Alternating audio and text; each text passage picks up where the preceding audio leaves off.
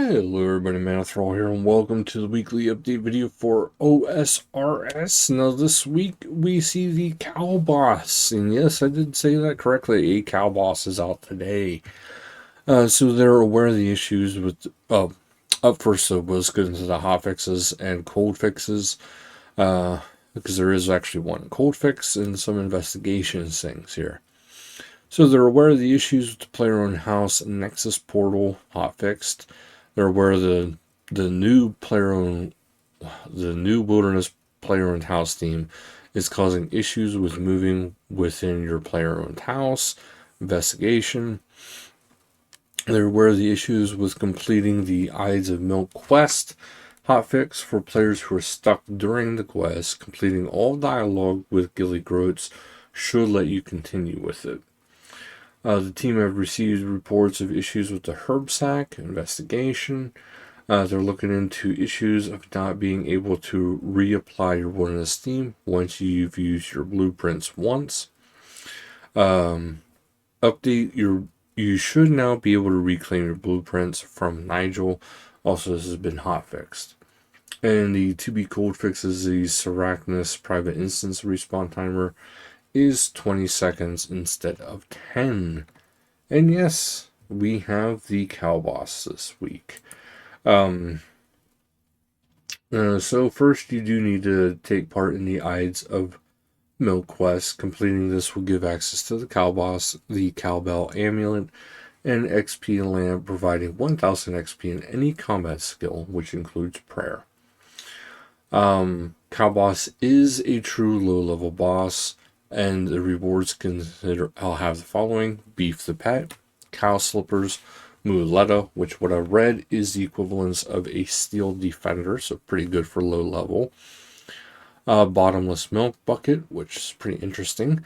T-Bone Steak, Bull Bones, which is brand new item there too. So combat achievements for the Cow Boss are here already. Hard mode Cow Boss. This is a members only version and has increased stats, which makes it harder mechanics to take on. Once a requirement item is found to unlock the hard mode boss, they'll look to open the pen for you to take on the challenge. So, getting around poll changes continued. They added an unlimited use to the perfected Quetzal whistle, giving you the ability to upgrade it to hold unlimited charges. They added the benefit of the following missing teleports to the portal Nexus: Trollheim Standard, Padawa Ancient, Lasar Ancient, Deriak Ancient, Orania, not sure, Lunar, Barbarian Lunar, Khazar Lunar, Ice Plateau Lunar, Respawn Archaeus, and Teleport to Boat Standard. The Revenant Cave Teleport scroll now allows you to select any of the cave entrances. Runes obtained from pickpocketing are now placed directly into your rune pouch, provided it has space and can already store that rune type. If you're carrying a rune pouch in the hollowed sepulchre, probably butchering that word still, any runes looted from the coffins will now be sent straight into your pouch. You can now upgrade your existing herb sack into the silk-lined herb sack, which can store up to 100 of each of the grimy herbs, up from the herb sack limit of 30.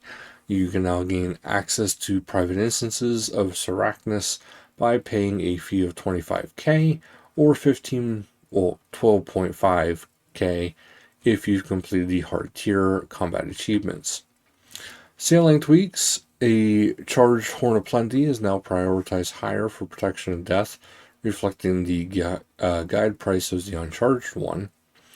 Updated the fishing skill guide to correctly display the vibrant shoal, which requires level 86, and the bluefin shoal level 87. The cooking skill guide has been updated to display the marlins require 91 cooking. Your personal best time for Shellbane Griffin is now shown in the collection log. The Shellbane Griffin no longer gives rewards if the players prevent their clue scroll from being updated while they're killing it without a Slayer task. Fix an issue where players were not correctly displayed when playing the table games inside the Pandemonium pub. The messaging on the lockbox direction scroll from the Brittle Isle have been corrected to say west instead of east. Dead Man Annihilation. They're going to give an opportunity to the players who have missed out on the chaos by opening a second finale world for the 96 plus bracket this Saturday. Any players that were previously eligible for the finale but could not enter last weekend, there will be one more going on February 28th at 5 p.m. UTC, and the finale will start at 6 p.m. UTC. If you're wanting to participate in the final of the weekend, do not enter the World 345. Doing so will lock you out of being able to take part on this weekend's finale. Dead Man Annihilation Reward Shop is open, so to access your points in the regular world, you'll first need to log into the permanent Dead Man world, which is 345. Then you can log into the regular world, and your points will be available. You can purchase these sweet rewards from Nigel in the Lumbridge Graveyard. I'm actually surprised this hasn't come over to RS3 yet, too, then. Maybe down the road. Other changes, you can now toggle the deposit warrant items button on and off in the deposit setting menu found in the top right corner of the deposit box interface. Hunter Spear no longer consumes ammo against Chinchompas. Purdue will no longer sell you an item that you don't have the space to carry. You can no longer throw the Tonals sticks of Ralos at the dartboard of the player in-house game room. Some dodgy map tiles in the Hunter area beyond Araxor's lair have been fixed so that they won't teleport players who stand on them. Resolved a graphical issue with the 25th anniversary Warrior and Skeleton tabards. Gary no longer follows a player into the rat pits. Z buffer related changes. The Trollheim agility shortcut, short, is now highlighted properly. The render order of the volatile earth asset has been corrected. The shadow of Scurious falling brick no longer flickers or goes invisible. Tombs of a Masket now render correctly. The hammer and potion storage in Tombs of a Masket now render correctly. The trapdoor ladder in Edgeville is visible once again. The clipping issue for the Furnace and Profundus in the Great Conch, Dead Man Armageddon, Teleport, and Taverley Dungeon Entrance. So all those, the clipping has been resolved.